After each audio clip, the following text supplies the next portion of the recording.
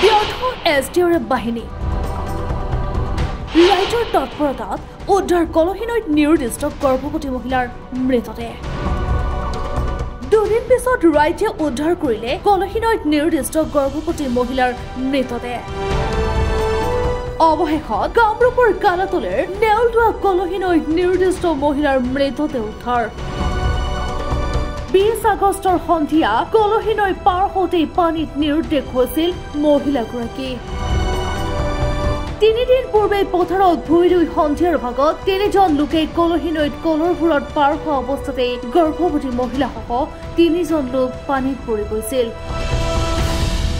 আৰু ইয়াৰে 2জন লোক উদ্ধাৰ হৈছিল যদিও নেউলদুৱাৰ নুৰুল ইছলামৰ পত্নী গৰ্ভৱতী মহিলা ৰাছিদা খাতুনক উদ্ধাৰ কৰিব পৰা হোৱা নাছিল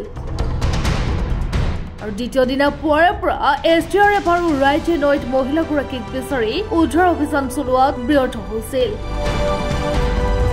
আৰু অৱশেষত কলহীনৈত গৰ্ভৱতী মহিলাগৰাকীৰ মৃতদেহ পানীত উপঙি উঠাত ৰাইজে উদ্ধাৰ কৰে মৃতদেহ আজি দুই দিন আগতে এই মহিলাজনী ঢুকাইছিল মানে পানীত পৰিছিল আজি মানে এই যে আপোনালোকে য'ত এইখিনি য'ত দেখা পাইছে ইয়াৰ পৰা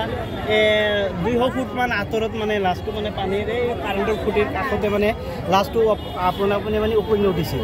তাৰ পৰা মানে প্ৰত্যক্ষ কৰি লাষ্টটো ইয়াতে মানে উঠাইছে এতিয়া প্ৰশাসনক খবৰ দিয়া হৈছে প্ৰশাসন আহি মানে পোষ্টমৰ্টমৰ ব্যৱস্থা কৰিব ৰাইজে পাইছে SDFৰ মানে যোৱাকালি মানে সিহঁতে মানে যদিও আহিছিল মানে সিহঁতৰ কামখিনি আমাৰ পচন্দ হোৱা নাই সিহঁতৰ মানে যোনখিনি ঠাইত মানে সিহঁতে ফ'কাছ কৰিব লাগিছিল সেইখিনি ঠাইত সিহঁতে ফ'কাছ কৰা নাই সিহঁতে মানে এনেই মানে সিহঁতৰ মানে কৰ্তব্যৰ খাতিৰত মানে ডিউটিটো কৰিব লাগে সেইখিনি কৰি গৈছে এইখিনি মানে আমাৰ ৰাইজে মানে আজি মানে ৰাইজে পাইছে মানে ইয়াৰ স্থানীয় মানুহে মানে উপঙি উঠা দেখা পাইছিল তাৰপিছতো মানে ৰাজটো উঠাইছে কুন্তলীৰ পৰা আব্দুল মালিকৰ প্ৰতিবেদন প্ৰতিবিম্ব লাইভ।